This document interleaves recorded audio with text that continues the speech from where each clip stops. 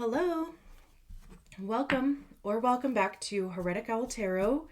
My name is Liz, and I'll be guiding you on this journey today.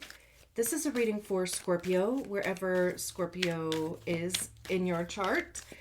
And of course, if you haven't done so already, I would absolutely love it if you subscribe to my channel. I know that I say that at the beginning of the reading. And if this is your first time here, you might be like, we'll see. But honestly, I'm never going to remember at any other point in the reading. I've even tried to make a note for myself. I don't even look at it through the reading. So anyway, just putting it on your radar. Again, I would love it if you did. And this is a 3-card spread. The first card is your current energy, or the energy that's surrounding you. The second card is what's leaving, or what's no longer serving you. And the third card is the energy that's coming in, or that will be available to you. I don't take the jumpers in this spread. I'm just going to shuffle a bunch, and then, you get your cards out. For Scorpio. Okay.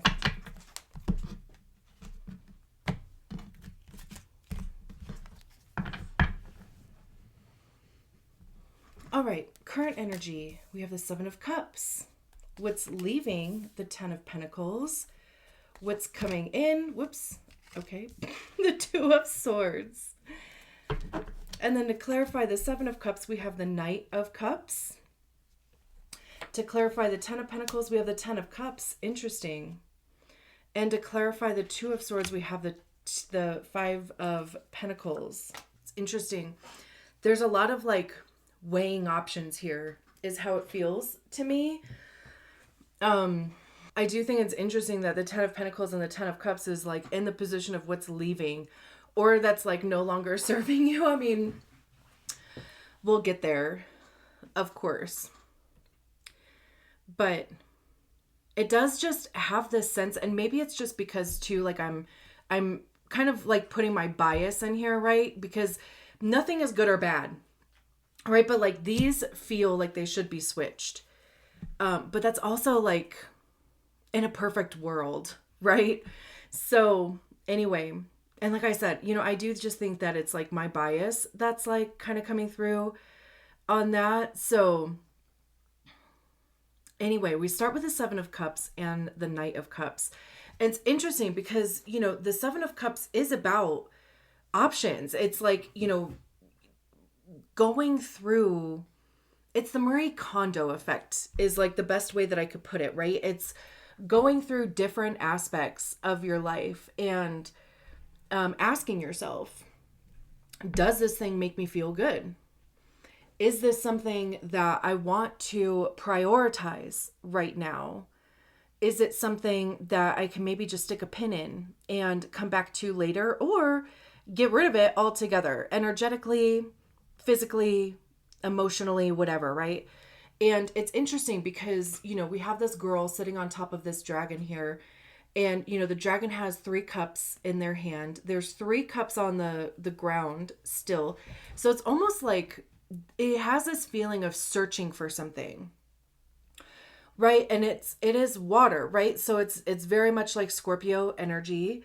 But it's if you have been in a period of just trying to find that thing that does fill your cup, that you would even have an interest in having a cup for, right? Like making space for that thing. So, and there could be multiple options. Again, it could be different aspects of your life where you're just what are the things that I want to prioritize and that I want to put my energy, my emotional attachment is coming through, but put my emotions into and get invested in. And what's so interesting with this card is that there's this little fairy here that's bringing this 1 cup to her. So there could just be out of the blue, something unexpected, somebody unexpected, because we do have the Knight of Cups down here. And it's interesting how in the, first of all, that there's a feminine depicted on the Seven of Cups, and that there's a masculine depicted on, the Knight of Cups. The Knight of Cups is the knight in shining armor of the tarot, though, too.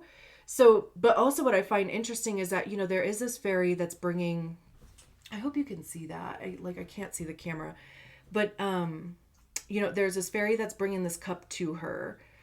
Right. And then in the Knight of Cups, it doesn't look like there's like a fairy in their cup, but there is just like the same white, wispy, kind of light energy, whatever.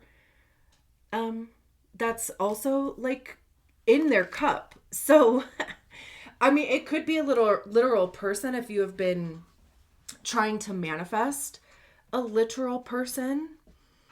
This would be saying then that person, whoever it is, it doesn't have to be a masculine, of course, but whoever that is, and it could be a feeling of them saving the day in some capacity, because also too, the Knight of Cups is a messenger. So, it could just be somebody bringing a message to you, delivering something to you that, like, on an emotional level, it is, it's going to feel good. It's going to fill your cup. It's going to be, because also, like, kind of getting ahead of myself in my head, this one cup that this fairy is bringing them could be this one cup that, this knight is carrying also, which is interesting. I mean, really, like, this fairy could have brought this knight the same cup.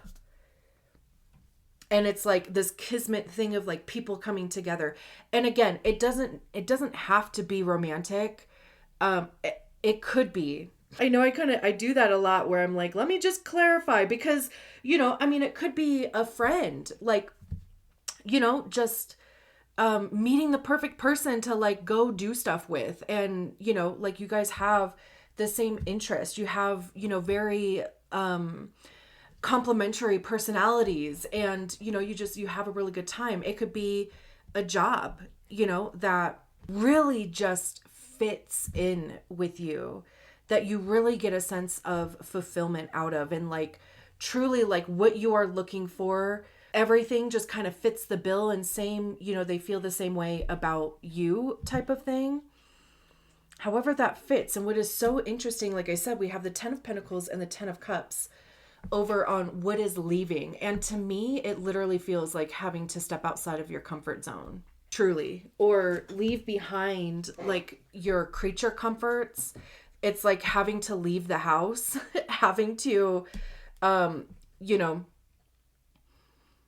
leave family, or even changing your idea of what financial fulfillment and emotional fulfillment would be. But also these are like, 10s are completion.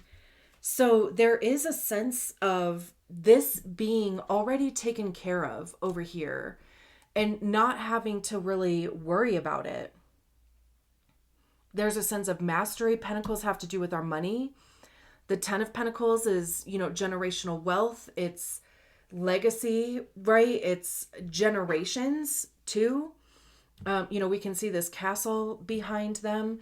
The 10 of Cups is, we have this family here, on an emotional level. Like this is the physical, the practical level.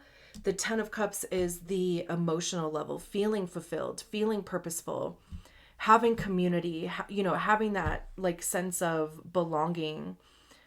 So it's interesting because again, right, like it's in the position of what is leaving. So to me, that tells me like having to leave your comfort zone, or again, like change your perspective on what practical and emotional fulfillment is for you.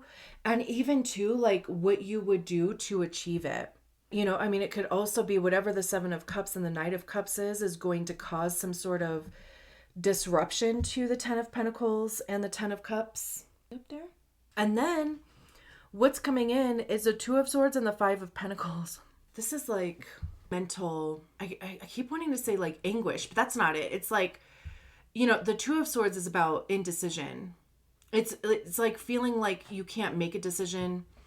It is a 2 though. So it's, it's at the beginning.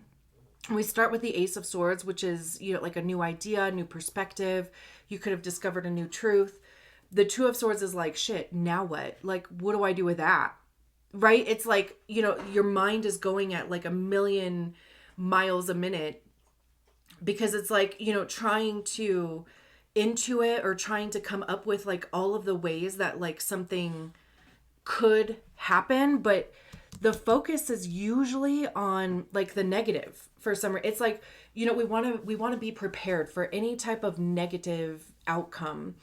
And it's, we don't even really give a ton of energy or a ton of time to thinking about the possibility of something working out or going in our favor. Right? Like, it could be worried that you are going to lose something, or that you're going to be put into like either a financial position or a tangible position of being less or having less, being left out in the cold, right? Like just being rejected. Like there's a lot of just those type of thoughts going through. So yeah, there's a lot of like consideration happening here. What do you do? Like here in the middle, what is it going to take? And what are your fears surrounding that? Because the Two of Swords, it is fear that is keeping you in a sense of like, because not making a decision is making a decision, right? It's like keeping yourself in the same spot, like analysis paralysis, right? The Five of Pentacles is, believing that you don't have enough, that you're not enough, that, you're somehow going to wind up getting the short end of the stick or whatever, right? So, but, we have the Hierophant at the bottom of the deck, which is Taurus. It's all about tradition with this card, which is interesting because the Six of Cups is behind it. And the Six of Cups is about nostalgia, right? I mean, like kind of inner child stuff. Again, they're holding this cup that has that like white flash from it. There could be something from your past coming back up, like approaching things, approaching something the way that you had before, like a way that worked out for you, which the Ace of Cups here could bring you, a new sense of fulfillment. It could fill your cup. Even just going back to a way where you did like replenish yourself or care for yourself. The Magician, manifesting, it's starting something new. Three of Pentacles, working with, collaborating with others. Very interesting. All right, I'm going to leave it there. Thank you so much for allowing me to read your cards. I will talk to you soon. Bye.